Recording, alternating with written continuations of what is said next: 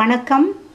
Tamil food கார்னரில் கத்திரிக்காய் கடலைப்பருப்போட தக்காளி புளி சேர்த்து வித்தியாசமான ஒரு டேஸ்ட்டில் ஒரு புளிக்கூட்டு பண்ண போகிறோம். கத்திரிக்காய் கடலைப்பருப்பு புளிக்கூட்டு. இது சாம்பார், ரசம், தயிர் சாதத்தோட சைட் டிஷ்ஷாக வச்சு சாப்பிட்றதுக்கும் சூடான சாதத்தில் போட்டு பிசைஞ்சு சாப்பிட்றதுக்கும் நல்லாயிருக்கும். இப்போ அந்த புளிக்கூட்டு எப்படி பண்ணுறதுன்னு பார்க்கலாம். ஊற வச்ச 1/4 கப் கடலைப்பருப்பை குக்கரில் சேர்த்துடலாம். அது கூட கொஞ்சமாக தண்ணி சேர்த்துக்கங்க. ஒரு 1/2 கப் சேர்த்துருக்கேன். இதில் ஒரு பிஞ்ச் மஞ்சள் தூள் சேர்த்துட்டு நல்லா மிக்ஸ் பண்ணி விட்டுட்டு மூடி போட்டுடலாம். ஸ்டீம் வந்ததுக்கப்புறமா வெயிட் போட்டு மீடியம் ஃப்ளேமில் 2 விசில் வர வரைக்கும் வேக வச்சுக்கலாம். 2 விசில் வந்துடுச்சு. கடலைப்பருப்பு நல்லா சாஃப்டாக வெந்திருக்கு. இந்த கூட்டுக்கு இந்த மாதிரி சாஃப்டாக வெந்தால் தான் நல்லாயிருக்கும். நீங்கள் ஓப்பனில் வேக வச்சாலும் இந்த மாதிரி சாஃப்டாக வேக வச்சுக்கோங்க. இப்போ இந்த கடலைப்பருப்பை எடுத்து வச்சிடலாம். கடாயில் 1 டேபிள் ஸ்பூன் எண்ணெய் விட்டு சூடாயிடுச்சு. அதில் 1/2 டீஸ்பூன் கடுகு, 1/2 டீஸ்பூன் உளுந்து, சும்மா ஒரு 4-5 வெந்தயம் வாசனைக்காக, 1/4 டீஸ்பூன் சீரகம், ஒரு பிஞ்ச் பெருங்காய பவுடர், பச்சை மிளகாய் 2 நீல வாக்கில் கட் பண்ணது, கறிவேப்பிலை, ஒரு 3 பூண்டு இந்த மாதிரி கட் பண்ணிக்கோங்க. உங்களுக்கு தேவைன்னா பூண்டு சேர்த்துக்கோங்க, இல்லைன்னா விட்டுறலாம். உளுந்தெல்லாம் நல்லா செவந்துச்சு. இது கூட 1/4 கப் அளவுக்கு பொடியாக கட் பண்ண வெங்காயத்தை சேர்த்துடலாம். இந்த வெங்காயம் கண்ணாடி பதம் வர வரைக்கும் வதங்கட்டும்.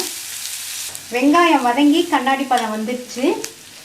ஒரு மீடியம் சைஸ் தக்காளி பழம் இந்த மாதிரி பொடியாக கட் பண்ணிக்கோங்க, அதை சேர்த்துடலாம். இந்த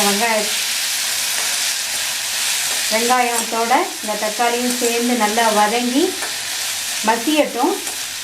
தக்காளி நல்லா வதக்கிடுச்சு. இந்த ஸ்டேஜில் ஒரு பிஞ்ச் மஞ்சள் தூள், 2 டீஸ்பூன் சாம்பார் தூள். நீங்கள் சாம்பார் தூளுக்கு பதில் குழம்பு தூள் இருந்தாலும் சேர்த்துக்கோங்க, அல்லது தனி மிளகாத்தூள், தனியாத்தூள் இருந்தாலும் சேர்த்துக்கலாம். இந்த டிஷ்ஷுக்கு தேவையான அளவு உப்பு சேர்த்துக்கோங்க. சேர்த்துட்டு நல்லா வதக்கி விட்டுருங்க. நல்லா வதக்கியாச்சு. மசாலாவோட பச்சை வாசனையெல்லாம் போயிடுச்சு. இப்போது 150 கிராம் கத்திரிக்காயை கட் பண்ணி தண்ணியில் போட்டு வச்சுருக்கேன். அதை இதில் சேர்த்துடலாம். சேர்த்துட்டு இதை நல்லா ஒரு பரட்டி விட்டுருங்க.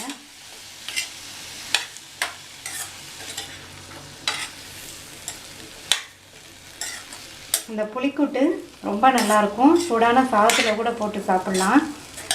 ஒரு தடவை செஞ்சு சாப்பிட்டிங்கன்னா அடிக்கடி செஞ்சு சாப்பிட்ணும் போல் தோணும். இதில் தண்ணி சேர்த்துடலாம்.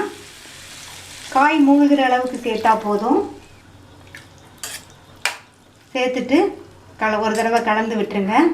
இப்போ மூடி போட்டு மீடியம் ஃப்ளேமில் இந்த காய் சாஃப்டாகிற வரையும் வேகட்டும்.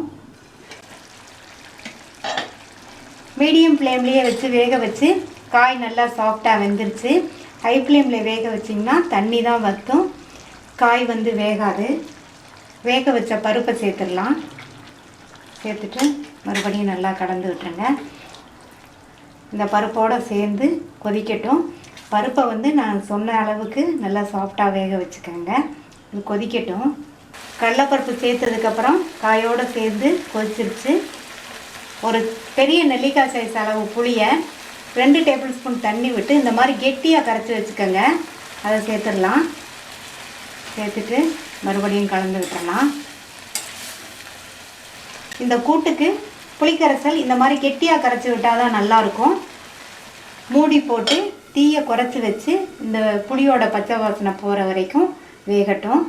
அது ஒரு 3லேருந்து 4 நிமிஷம் ஆகும். திறந்து பார்க்கலாம். 3 நிமிஷம் ஆச்சு. புளிக்கரைசலோட பச்சை வாசனை போயிடுச்சு. காய் பருப்பு எல்லாம் ஒன்று சேர்ந்து வெந்து கூட்டு ரெடி ஆயிடுச்சு. இப்போ ஸ்டவ் ஆஃப் பண்ணிடலாம். நீங்கள் இந்த கூட்டை கண்டிப்பாக ட்ரை பண்ணி பாருங்கள், உங்களுக்கும் பிடிக்கும். டெய்லி வேறு குழம்பெல்லாம் வச்சு சாப்பிட்றதுக்கு ஒரு நாளைக்கு இந்த புளிக்கூட்டு செஞ்சு சாப்பிட்டோம்னா உப்பு புளிப்பு உரப்போட சாதத்தில் போட்டு பிசைஞ்சு சாப்பிட்றதுக்கு நல்லாயிருக்கும். இதுக்கு வேறு சைட் டிஷ்ஷே கூட தேவையில்லை, அப்பளம் வடகம் கூட போதும். நல்லாயிருக்கும். சுவையான கத்திரிக்காய் கடலைப்பருப்பு புளிக்கூட்டு ரெடி ஆயிடுச்சு. நீங்களும் ட்ரை பண்ணி பார்த்துட்டு லைக், ஷேர் அண்ட் கமெண்ட் பண்ணுங்கள். தமிழ் ஃபுட் கார்னர் சேனலுக்கு சப்ஸ்கிரைப் பண்ணுங்கள். தேங்க்யூ.